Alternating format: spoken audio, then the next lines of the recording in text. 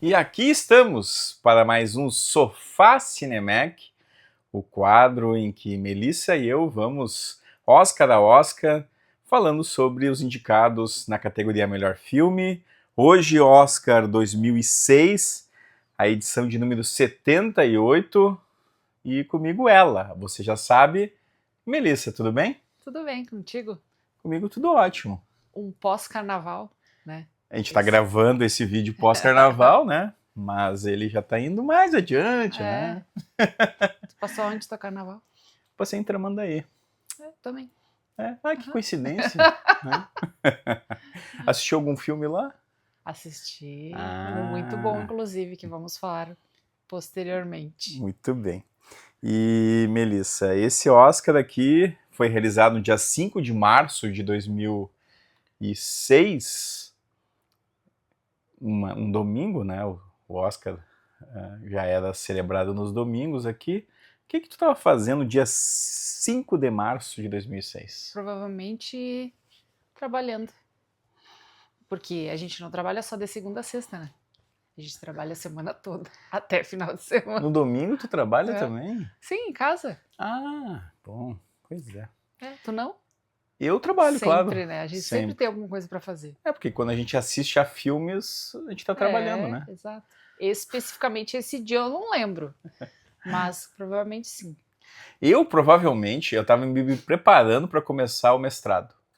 Eu comecei o mestrado em 2006, então, se bobear, as aulas começaram no dia 6 de março. Então, estava começando as aulas. Se bobear, mas eu não tenho certeza, né? Então, as memórias vão, assim, elas começam a se confundir, né? Isso é o poder da memória, né? A cerimônia foi também lá no Kodak Theater, né? A gente já vem falando aí alguns Oscars, passou a ser o espaço oficial, né, da cerimônia, e ela foi apresentada pelo Jon Stewart, primeira vez que ele apresenta. Sabe quem é o Jon Stewart? Não, de nome assim não lembro. Ele é um desses apresentadores. Mas ele é comediante? Uma espécie de comediante e tal. Ele vai apresentar mais Oscars depois. Essa coisa do comediante na apresentação do Oscar sempre foi assim? Ou foi com o tempo eles começaram a inserir?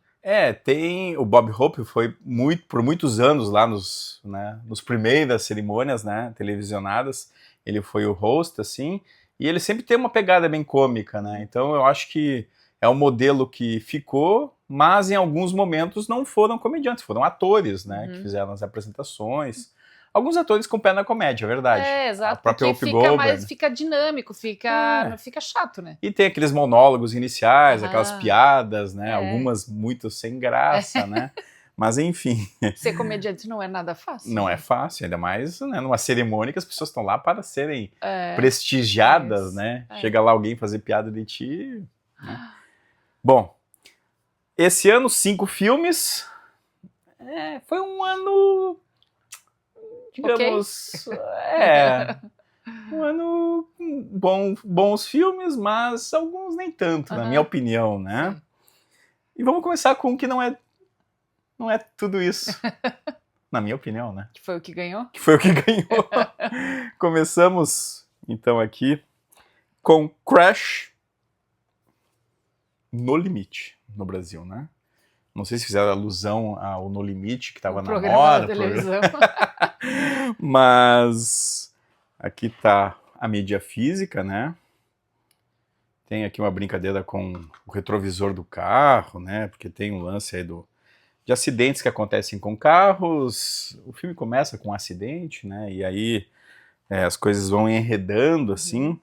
É um desses filmes aí que se passa num período de 36 horas e fala muito de consequências, né? A trama faz um retrato coletivo de tensões raciais e sociais em Los Angeles. Nós temos vários personagens de diversas origens, né? Tem policial, tem um diretor negro, um diretor de propaganda e também de cinema, né? Uma imigrante persa, uma mulher rica, entre outros, né? E as suas vidas ficam entrelaçadas aí por eventos do cotidiano, mostrando como o preconceito molda atitudes e conflitos entre eles, né? Eu lembro até que quando eu assisti na época, eu olhei assim para esse filme e pensei, esse filme tem cara de Oscar, porque trabalha justamente com as tensões, né? Tu acertou. Acertei, mas não foi a minha aposta na época, porque sim. eu esperava que a academia tinha mudado um pouco a cabeça, né? Que não foi o caso, né? Que acabou ganhando justamente esse aqui. E aí tem aí a Sandra Bullock, o Brendan Fraser, o Don Cheadle, o Matt Dillon, Terrence Howard, Ryan Phillippe, Tandy Newton. É um elenco grande, né? O filme dirigido aí pelo Paul Haggis, que também é roteirista, né? E aqui ele tem um roteiro, digamos, que ele se inspira em alguns cineastas aí, mas nunca será. Daqui a pouco eu falo quem é. E? Tu gostou do Crash? No Limite? Gostei, mas não é o meu preferido.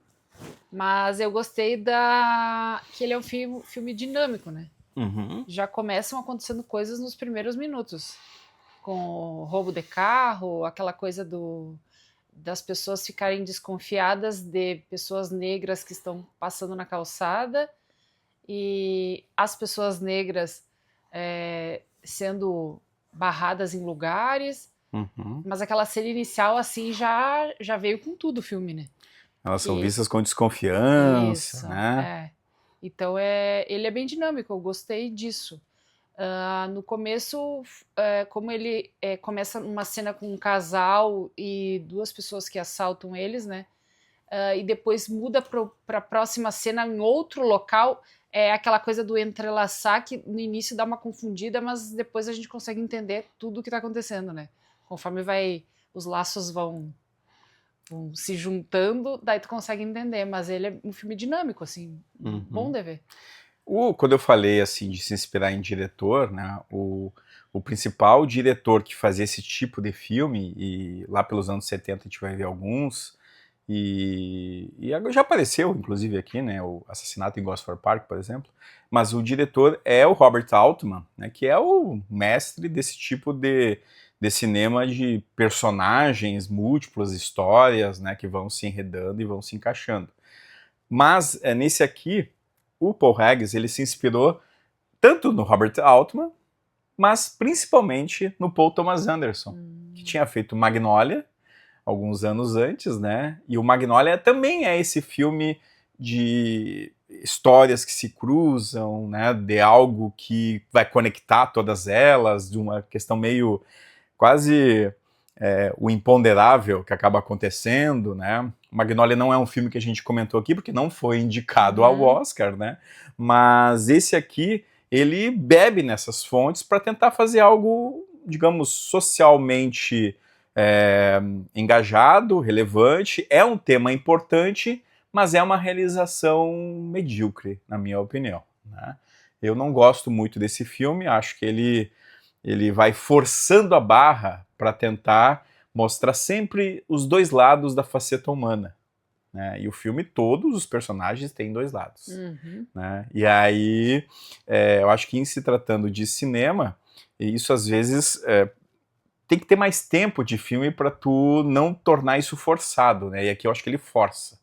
Né? Porque a gente está falando de um período curto, né? 36 horas, acontecimentos feitos nesse momento. Coisas acontecendo. E muitas coisas acontecendo, e aí no momento um sujeito é X, daqui a pouco é Y, né? O que mais me surpreendeu, tem um policial lá, aquele mais jovem.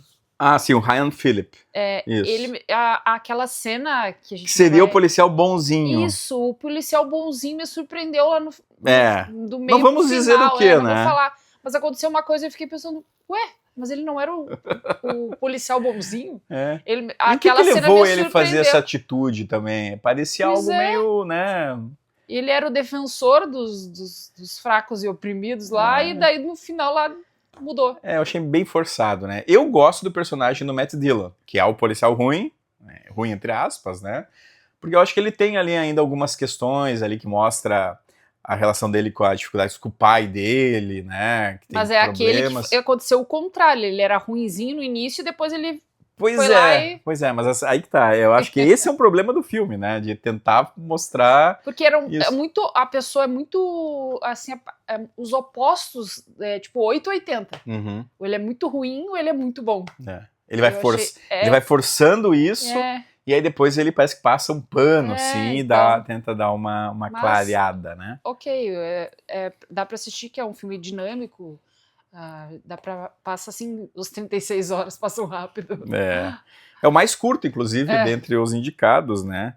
E teve aí 6 indicações ao Oscar, venceu roteiro, venceu filme, né? Dá pra assistir no Prime, no Globoplay, alugando. Ah, tá, é pra aluguel dentro do... Sim.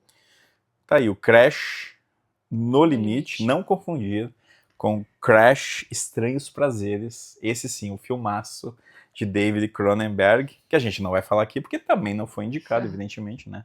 O Oscar tem dessas coisas.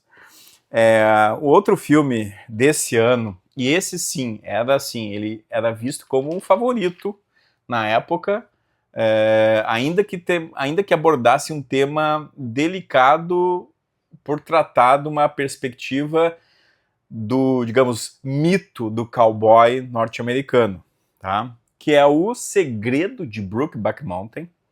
Tá aqui o DVD, mídia física, né? Heath Ledger, Jake Gyllenhaal, Anne Hathaway e Michelle Williams. Venceu 3 Oscars, inclusive Olha, esse DVD eu acho muito bonito, né? Ele tem um trabalho, assim, diferenciado, né? Uhum. As camisas ali. Olha que legal, ele abre aqui e, pô, e tem aqui essa cena que é emocionante, né? Essa cena aqui é emocionante quando tem no filme. É um desses filmes que todo mundo lembra, quem assiste. Agora, quem lembra do Crash, entende? Quando a gente fala, assim, de Oscar, né, é um pouco isso, né? Às vezes parece que a mentalidade não acompanha, assim, a grandeza dos filmes. E esse aqui é um grande filme, é uma história de amor, sem dúvida.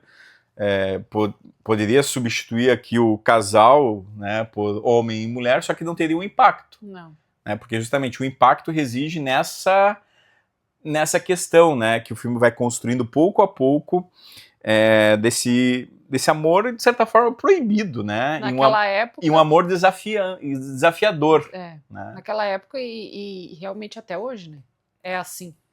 Então, mas naquela época era totalmente proibido. As pessoas simplesmente não aceitavam. O filme, ele traz a história de 2 cowboys, o Ennis e o Jack, Ennis Del Bar, né? E o Jack, que desenvolvem um relacionamento amoroso complexo ao longo de décadas, lutando contra as normas sociais e suas próprias vidas, né? Enquanto tentam conciliar sentimentos e responsabilidades em um contexto conservador aí do oeste norte-americano. Claro que eu lembro que esse filme, em 2006, a gente teve os ciclos de cinema aqui em Santa Maria, a gente exibiu esse filme, até o Guilherme Passamani foi o que comentou o filme, depois escreveu um artigo muito bom sobre o filme, né, que o Passamani trabalha justamente com questões de gênero e tal, e eu lembro que quando a gente fez a curadoria para colocar esse filme num ciclo, a gente pensou, vamos colocar num ciclo de faroeste, justamente para mostrar perspectivas de transformação desse espaço. Porque, claro, se a gente for pegar o faroeste clássico norte-americano, ele está lá do século XIX, num período muito específico, né? E aqui, esse período, esse espaço, né, ele teve transformações, ainda que houvessem ainda nessas transformações esses resquícios bastante fortes, né, de conservadorismo, né, que é mostrado ao longo do filme diversas vezes, né? Mas, Melissa, o que tu acha do Brokeback Mountain? Muito bom filme. Eu, inclusive, quando eu terminei de assistir, eu já tinha assistido há muito tempo atrás, não sei exatamente quando, mas não foi quando lançou, mas eu não lembrava de detalhes, assim, eu até comentei contigo, né? Já assisti, mas eu não lembro se eu assisti todo, se assisti aquelas sessões que cortam partes do filme, né? Certamente cortaria algumas, né? Então realmente eu não lembrava de detalhes. E quando a gente reviu agora, eu lembrei e realmente é um filme sensacional, assim. E como aquilo pega, assim, porque a gente vê a dificuldade das pessoas de não poderem demonstrar os sentimentos e ter que se esconder por N motivos. Aquela época era anos 60 que eles se conheceram, né? Uhum. Então, imagina. E aí um era casado, o outro... Um ia casar, Isso, né? um tava noivo, E né? o outro não tinha nada. Daí casaram, teve filho, tudo. Eles tiveram um relacionamento às escondidas por mais de 20 anos, né? Exato. Eles se encontravam esporadicamente depois que se conheceram, mas era aquela aflição, aquela tensão, aquela coisa de pouco tempo para ficar junto. Quando eu acabei de assistir o filme, passei meio mal, assim, porque eu até comentei, né? Uhum. Eu falei assim, nossa, eu tô me sentindo eu tô achando que foi o filme, porque é uma aflição de ver as duas pessoas que poderiam ter tido um relacionamento às claras, não poderem fazer isso por causa da sociedade, da discriminação e tudo mais, né? Tanto que o final é trágico, né? O final é trágico e é triste, assim, né? E eu acho que aí que tá, né? O Ang Lee, que é o diretor desse filme, ele consegue traduzir algumas questões, assim, com delicadeza, né? Então ele pega alguns signos e vai colocando, assim, ao longo do filme. E claro que essa montanha, esse espaço chamado Brokeback Mountain, né? Que é o espaço bonito e tal, que é onde eles se conheceram, que teve esse envolvimento, e que sempre estará na vida deles, né? É um espaço, assim, de memória também, né? Um espaço de memória deles. E eu acho que a forma como o diretor coloca o andamento disso é o que faz esse um grande filme, né? Eu acho que foi a terceira vez que eu assisti, não é o que eu mais assisti desses da lista aqui, né, desse ano, mas eu acho que é o que sempre que eu assisto eu consigo ver mais, assim, detalhes, né, desse cuidado de produção, né? Além, claro, das grandes atuações, né, as atuações umas mais contidas, outras mais, né, digamos, intensas, né, então acho que isso também faz parte da escolha de um bom elenco, né? E eu acho que fizeram muito bem aqui. Esse dá pra ver em algum lugar? Esse dá pra ver no Prime. Ou tá censurado? Não tá não. No Prime, quem tem assinatura. Muito bem. O Segredo de Brokeback Mountain, filme aí lançado em 2005, né? E indicado ao Oscar 2006. Outro filme deste ano, é um filme que esse talvez seja um dos que eu mais assisti, porque era um filme que eu trabalhava em sala de aula quando eu dava uma disciplina que era a história da comunicação, né, que abordava muitas questões de jornalismo, que é Boa Noite e Boa Sorte, dirigido por George Clooney, ele mesmo, o senhor Nespresso. E ele aparece no filme. E ele também atua, né? Não é o protagonista, mas tá ali. Tá? E o Good Night and Good Luck, filme, o título original, né, traz aí uma história também ambientada na década de 50, nos Estados Unidos, né, os filmes abordando esses períodos históricos aí, né, e traz, aqui tá a mídia física, né, passei rapidamente, não destaquei, né, é algo mais simples, né, 6 indicações ao Oscar. E o filme traz a história aí do jornalista Edward R. Murrow e sua equipe de televisão lá na CBS, que desafiam o senador McCarthy e sua campanha anticomunista nos Estados Unidos, conhecida como Caça às Bruxas, né, durante a década de 50 nos Estados Unidos.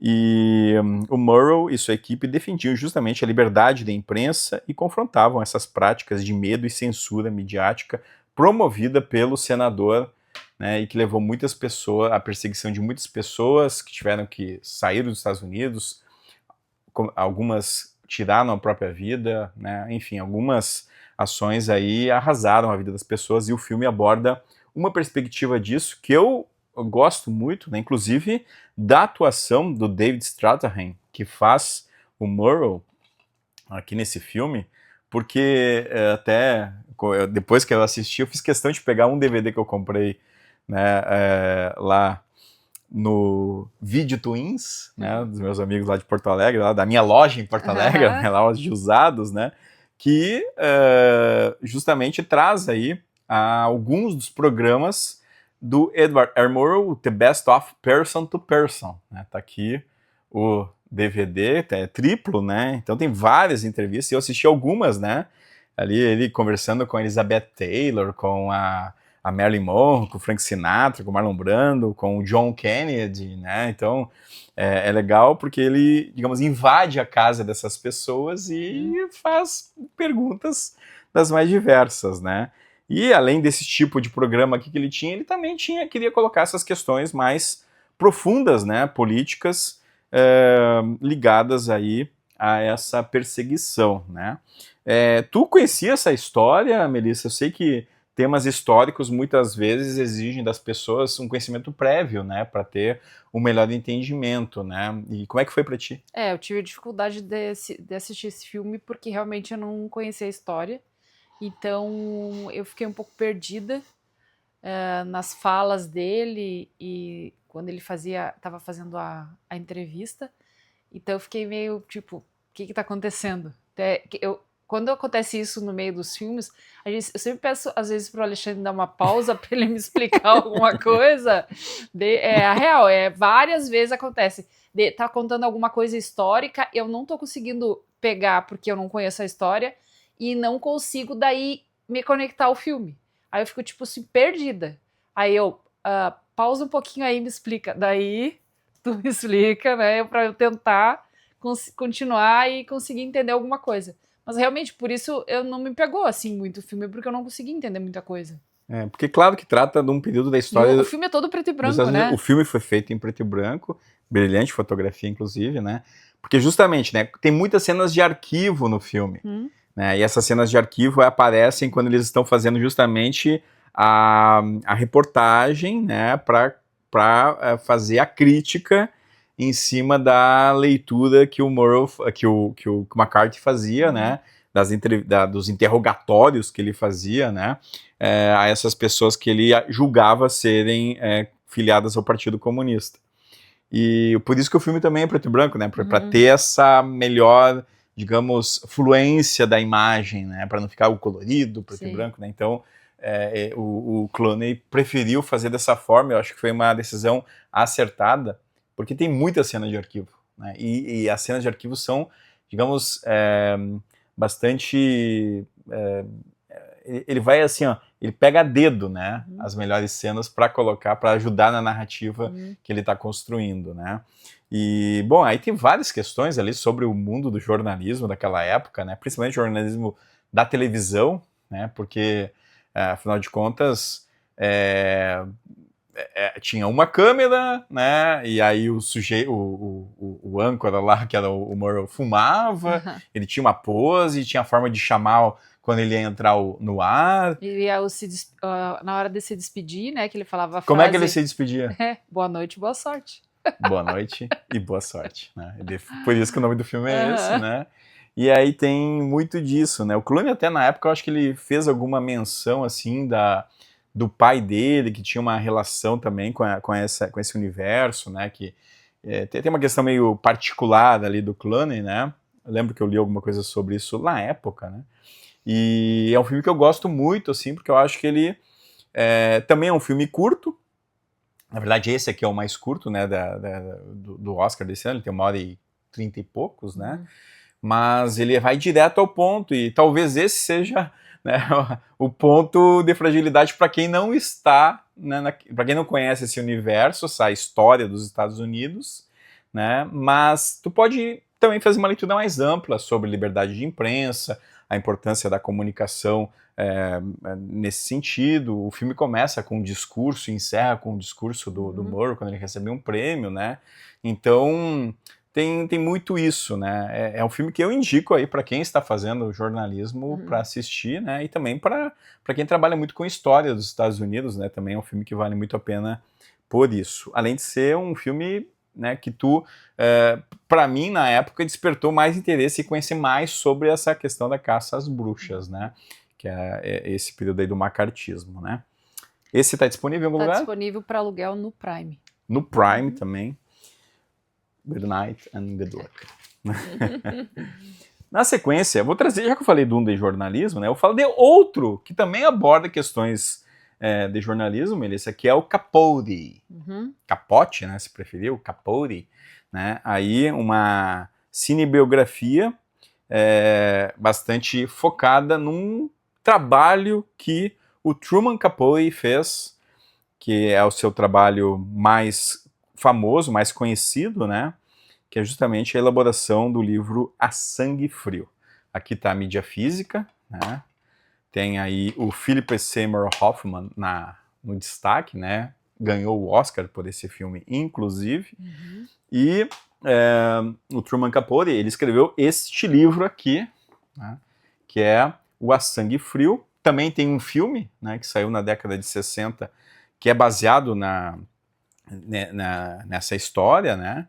Tem aqui algumas fotografias, né, que acabam também trazendo um pouco mais de verossimilhança, se tu vai ver o filme depois, ver os atores que fazem esses personagens, né? E também um livro de referência aí do jornalismo literário, né? Que é um tipo de abordagem que foi feita aí, e o Capote é um dos principais, né? Tem outros livros do Capote que eu trouxe também, que é o Bonequinha de Luxo aqui, né? Que é a partir desse livro aí que surgiu tem o filme, justamente, né? O Bonequinha de Luxo aí com Audrey Hepburn. E também Música para Camaleões, né? Que aí é uma coletânea de vários textos, né? Mas eu acho legal porque ele está dançando aqui com a Marilyn Monroe. E essa capa aí, o ator que tá fazendo ele nesse filme, eu achei que ficou muito parecido. Aqui tá parecido, muito né? Parecido. Eu lembro que na época saiu um outro filme também, que era o Infamous. Eu acho que também era sobre o Capote, mas era um outro ator que fazia, né? Como é que é o nome do ator que fez? Esse aqui é o Philip Seymour Hoffman, tá. Né, que infelizmente já faleceu, né? Mas o Capote, então, trata dessa cinebiografia de um trabalho, né, na verdade, do período aí que ele investiga um crime brutal em uma pequena cidade do Kansas, e aí resolve escrever um livro chamado A Sangue Frio, né, explorando sua relação com os envolvidos e o impacto emocional nesse trabalho, né? Então é um filme muito bom dentro dessa ideia de processo criativo, que é uma coisa que eu sempre digo que é muito difícil ser feito, mas que é o que eu valorizo quando tem filmes de caráter cinebiográfico, e ainda mais cinebiográfico relacionado a artistas, né, ou a jornalistas, ou historiadores, né, que vão fazer uma pesquisa, enfim, entender como é que ele chegou, né, como é que as estratégias que ele teve para elaborar um certo trabalho, uma certa peça, uma certa obra.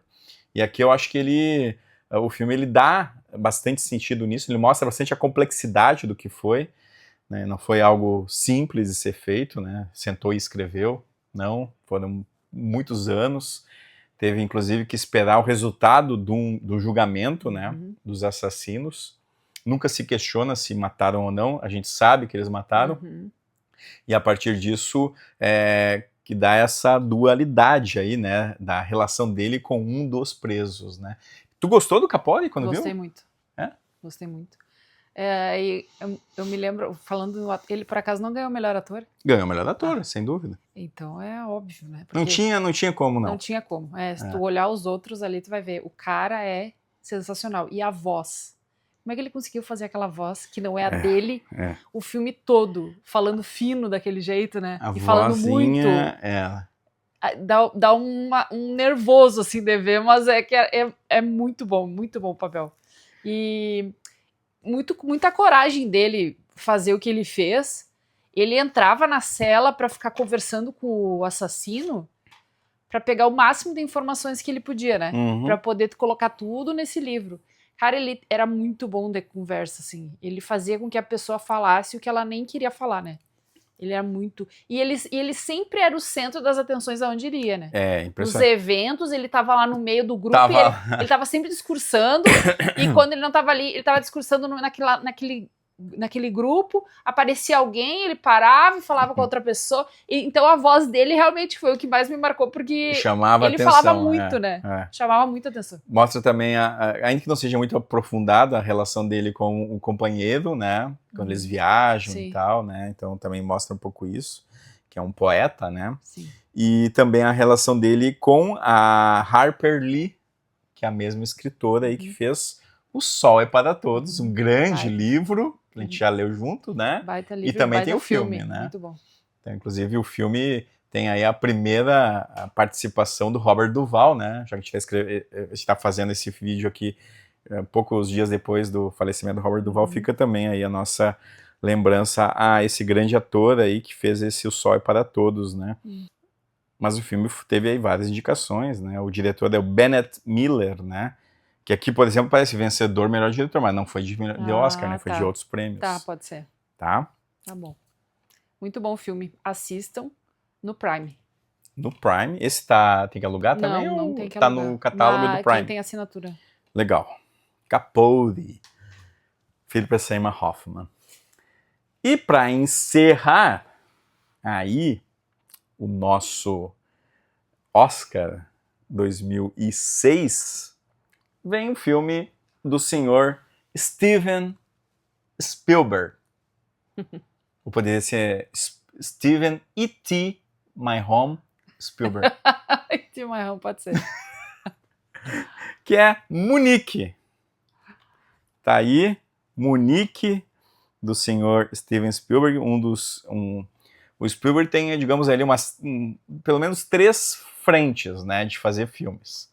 Os filmes que tem extraterrestres, né, os filmes pipoca de aventura, né, tipo Indiana Jones e tal, e Jurassic Park, e por aí vai, e os filmes sérios. E esse aqui é um filme sério.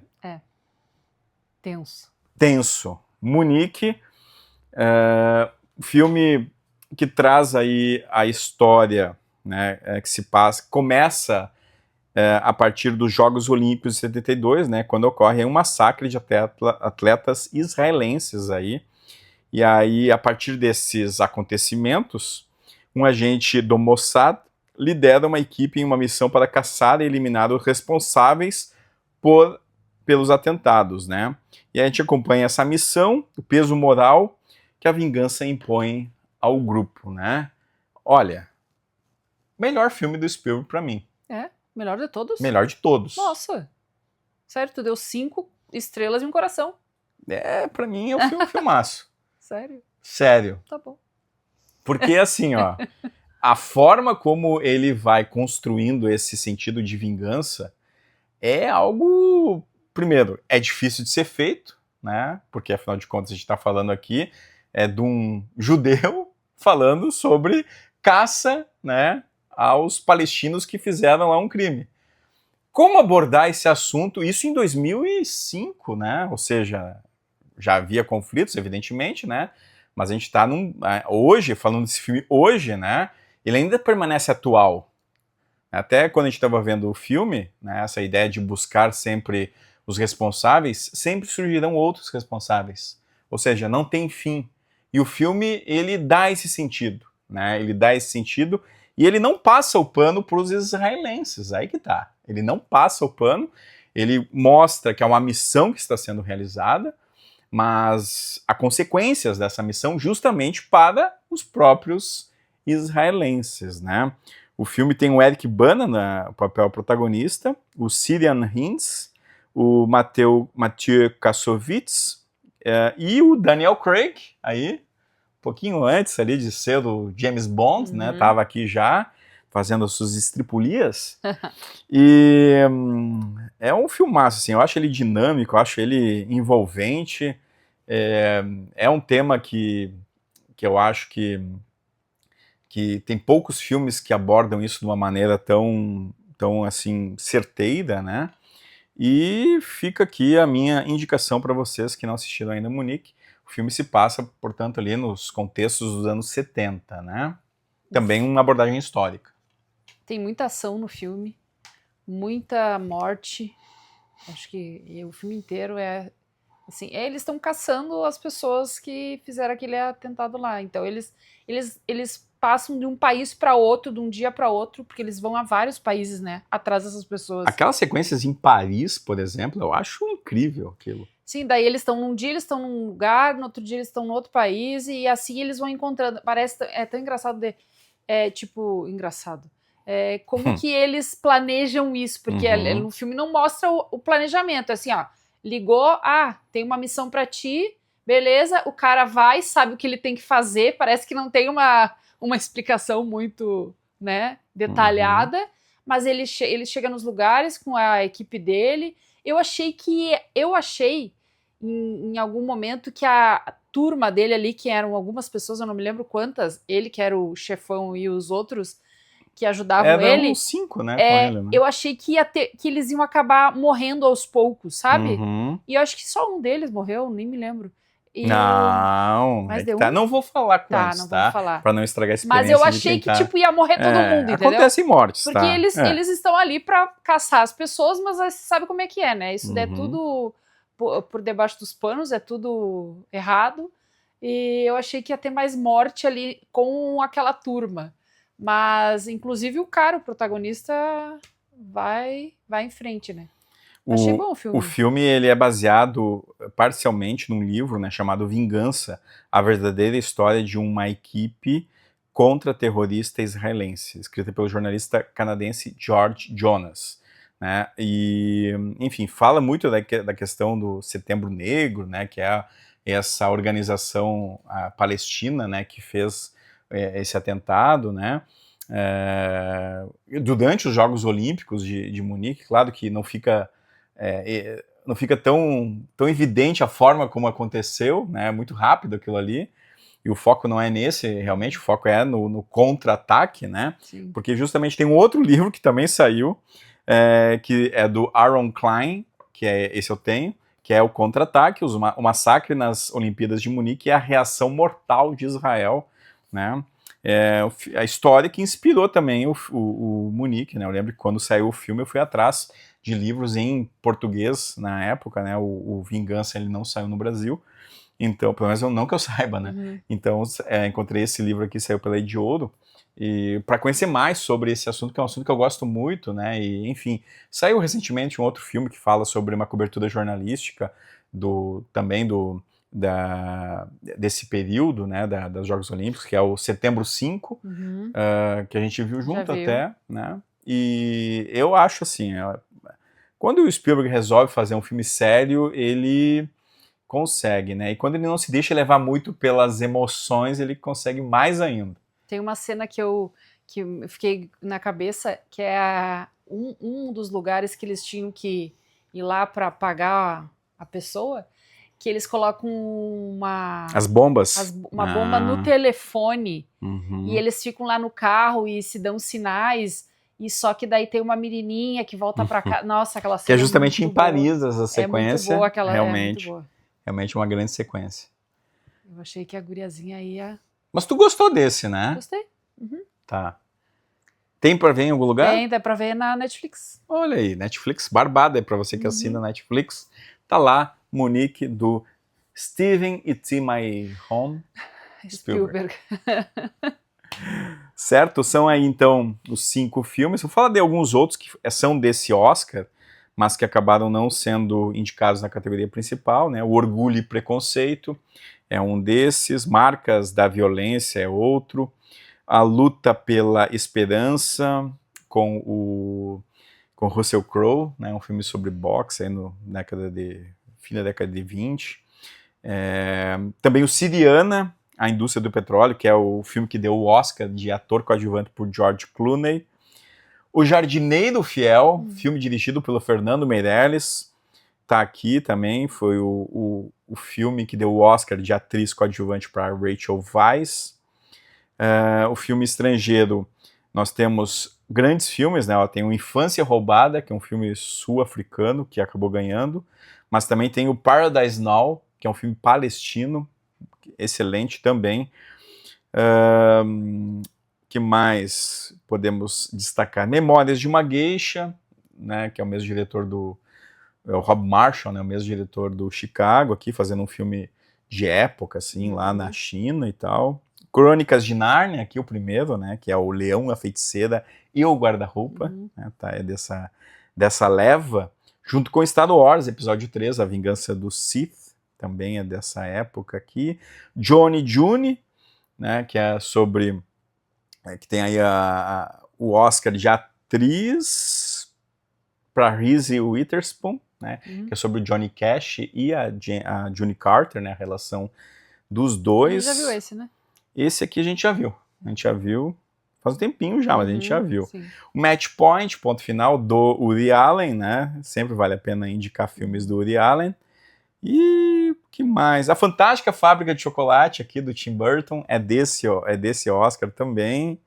O King Kong, Nossa, um monte de filme. Guerra dos Mundos, olha só, Guerra dos Mundos, que também é do Spielberg. Ele fez talvez o melhor filme da carreira e o pior filme da carreira, no mesmo ano. Sério, tu não gosta da Guerra dos Mundos? Eu não gosto de Guerra dos Mundos, não gosto nem um pouco, né? Mas, enfim, né? O Novo Mundo, que é um outro filme, enfim. Muitos filmes, bons filmes, A Marcha dos Pinguins, só para encerrar um documentário, né? Que eu gosto muito, inclusive. E os 5 indicados, né? Que a gente já falou, Crash, No Limite, O Segredo de Brokeback Mountain, Boa Noite, Boa Sorte, também o Munique e faltou o Capote, né? Quem ganhou o Oscar foi Crash, No Limite. Então tu vai falar primeiro. Eu já ia te chamar aqui. Eu sei, mas aí eu... O Oscar vai para Munique, de Steven Spielberg.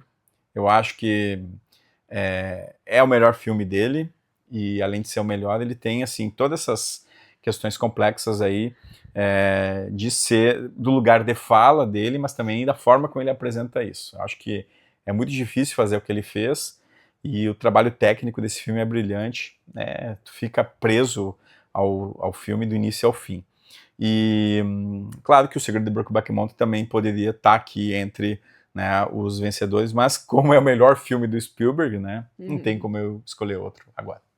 E você, Melissa? O meu Oscar vai para Capote. Olha só que surpresa boa! Muito surpresa, né? Eu também fiquei em dúvida, mas eu vou dar o Oscar para ele por causa do Philip, né?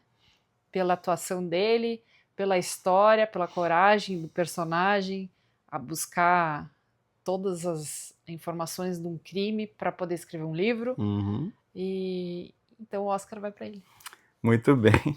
Me surpreendeu, né?